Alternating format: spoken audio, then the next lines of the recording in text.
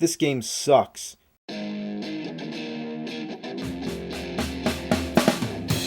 He's gonna take you back to the past to play the shitty games that suck ass. He'd rather have a buffalo take a diarrhea dump in his ear. He'd rather eat the rotten asshole of a roadkill skunk and down it with beer. He's the angriest gamer you've ever heard. He's the angry Nintendo nerd. He's the angry Atari Sega nerd. He's the angry video game nerd. There is a game that is said to be even worse than Big Rigs. It is also a driving game, and it's called Desert Bus. It was so unspeakably dreadful that it was canceled before it was ever released. It was one of 6 games included in Penn Teller's Smoke and Mirrors for the Sega CD. That's right, Penn Teller were behind this. And if you haven't heard of them, well, how do I sum it up? Basically, they're 2 of the greatest entertainers of our time. They mix magic and comedy, they perform it live, they defy physics, they're funny as hell, they attack bullshit, and they've been doing it for nearly 40 years. So their first attempt at a video game in 1995 was a very interesting one and something that only they could have made. See? You gotta be careful, those thermographics. Smoke and Mirrors is like the anti-video game. It's made up of 6 mini-games that exist for no other reason than to play jokes on your friends. Explaining them all in detail would be a disservice for anyone wanting to try them out for themselves. Of course, the game was never released, but prior to its cancellation, it appeared in Sega Visions magazine and even made the front cover.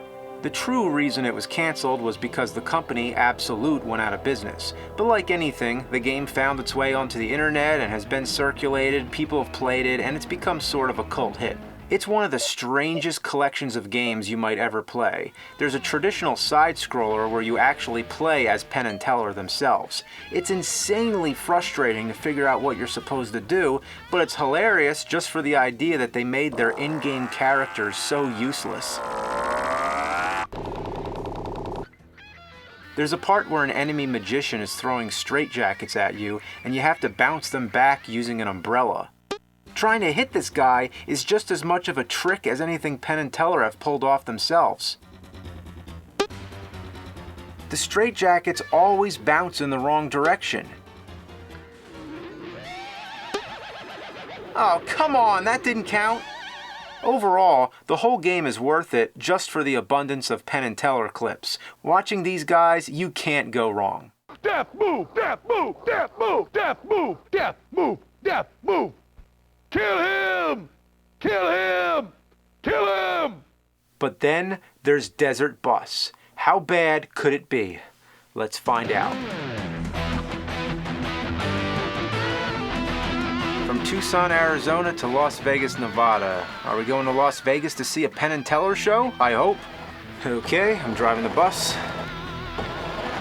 Come on, bus.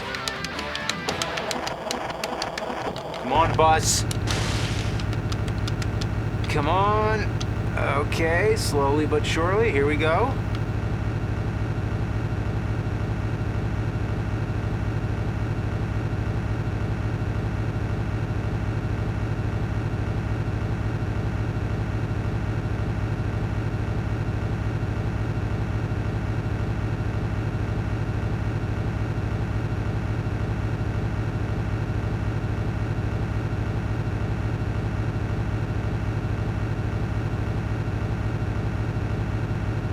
This is the game.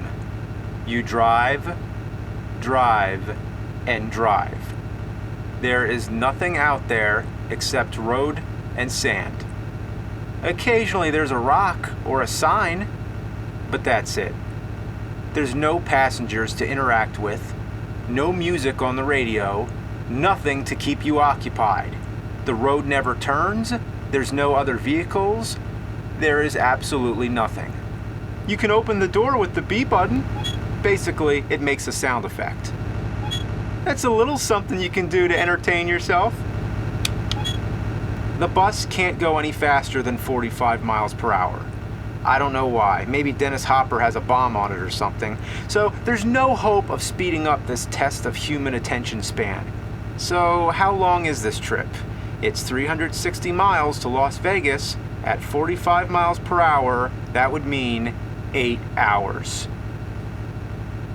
This is a fucking 8-hour game! Whoever needs to take a road trip when you can simulate the whole experience in real time on your Sega CD? What were they thinking? Well, this time we have an answer. Penn Teller make it clear right before the game starts that the whole joke was to make a game that's just like real life. Vera simulators. Games stupefyingly like reality. I've read in various interviews with Penn that this was in response to all the controversies at the time about all the hyper-violent video games. So, instead of something imaginary and fun, here's the real-life mundane task of driving a fucking bus for 8 hours! Well, if we're gonna do this, we're gonna need several bathroom breaks. Let's pause it. What? The start button blows the horn. There's no pause. You just have to keep driving. I wonder how many people have pissed their pants while playing this. You can't even stop to get something to eat. The manual, and yes, there is a manual, says no, it's not an oversight. Does your life have a pause control? Oh. Oh. I'm driving.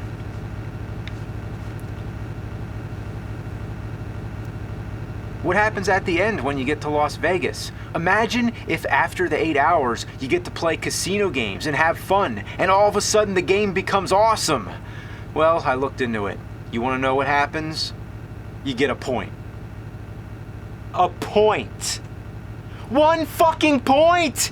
And then you gotta drive all the way back! Every 8 hours a point! Those are the slowest points in video game history! Did Penn Teller really make this game, or did Andy Warhol rise from the dead?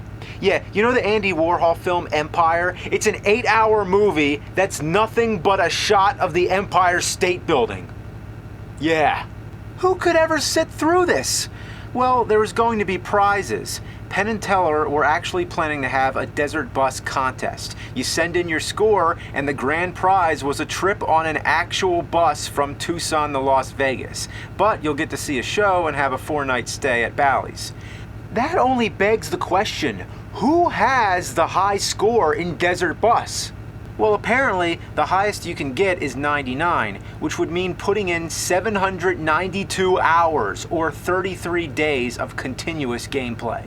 And speaking of long hours, I just found out there's a group who do an annual marathon of the game for charity. It's called Desert Bus for Hope, and it's been very successful in raising money for children. So at least something good has come of this game.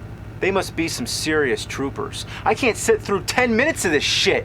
I've heard that every once in a while, a bug will splat on your windshield. I'd be happy just to see that. I'm suffering from so much sensory deprivation that anything to break up the monotony would be amazing. If a bug came and splat on this windshield, that would blow my fucking mind. But I'll never have the patience to get that far. I'll never even get a single point. Just gotta hold your thumb on this button for so long. Wait. Oh! How do you like that trick, Penn Teller? If you can't beat the game, let the game beat itself.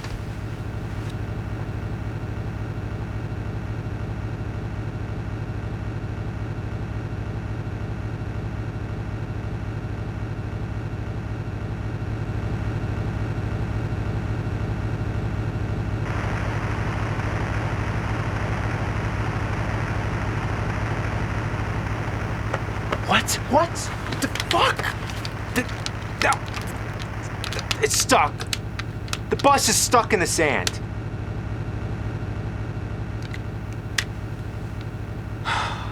They made the bus veer to the right on purpose. Oh, they thought of everything. God damn you, Penn Teller. You have to sit here and drive the bus, just like in real life. And real life fucking sucks. Now I'm getting towed. Oh boy. The towing is in real time also. So if you've driven 7 hours, does it take 7 hours for the game to start over? This is the most sadistic thing ever. There's no fun factor whatsoever. This makes Big Rigs look like a fucking party. Big Rigs isn't even a game and has no challenge whatsoever, but here the challenge comes from trying to stay awake from boredom. For the past 10 years, I've been on a mission to warn the world of shitty games. And in all those years, this one takes the cake. I think I've finally hit the bottom of the barrel. The fact that a game like this could come into existence and that people have played it and suffered through it and even adapted it into an Atari 2600 game means that I've failed. I've done everything I can. It's time to retire.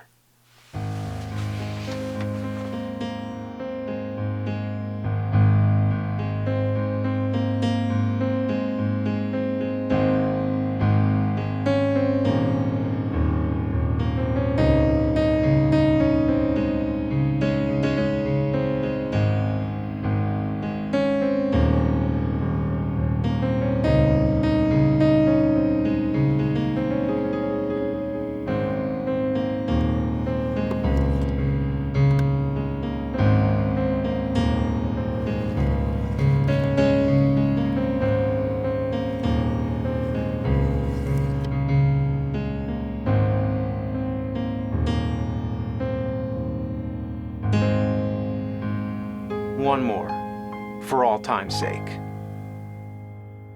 This game is a hack of Castlevania II by the almighty Guru. As I said 10 years ago, the original game is full of problems. How would you ever figure out that you're supposed to throw an oak stake at that orb? One of the biggest problems in the game is how cryptic it is and how none of the townspeople tell you anything that's useful. Instead of giving you clues like any other kind of adventure or RPG game, they just give you a bunch of nonsensical riddles. But here, in Castlevania II Redaction, we have real clues. Yeah, all the dialogue's been fixed, and now it actually makes sense. I can't believe that somebody's actually been trying to fix this shitload of fuck. But what about the day-to-night transitions?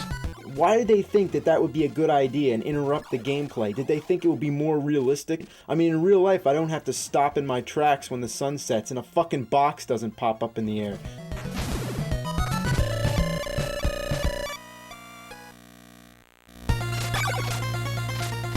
Wow, that was fast. I wish it was that fast in the original game. I wish it didn't happen at all, but hey, that's an improvement. In general, all the text moves a lot faster. I'm really digging the clues. It even tells me stuff I never even knew, like using Dracula's nail to take out blocks. I had no idea you could do that. He doesn't look anything like Dracula. Instead, he looks like a Grim Reaper. Even Dracula's face has been changed. It's still annoying how long it takes to collect hearts to buy stuff, and also those annoying invisible platforms are still there. But all these improvements are a good start. The most annoying cryptic thing of all is how it never tells you how to pass through the wall. Would you guess that you're supposed to pass through this wall? You need to have a red crystal selected and be kneeling down and wait a little while before this magic tornado comes and takes you to the next part of the game.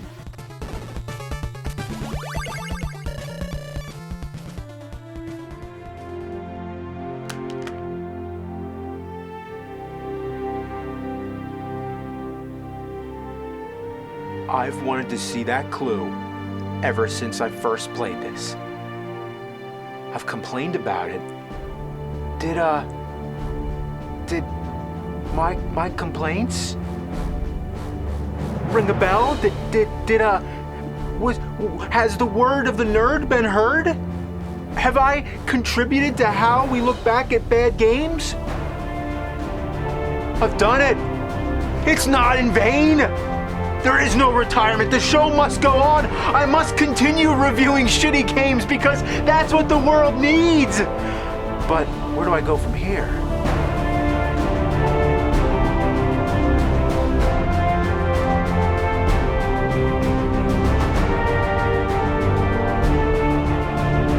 I've had so many adventures within these four walls. I need to take the adventure outside. I need to go do something bigger, something to top everything that I've already done. But how do I do that?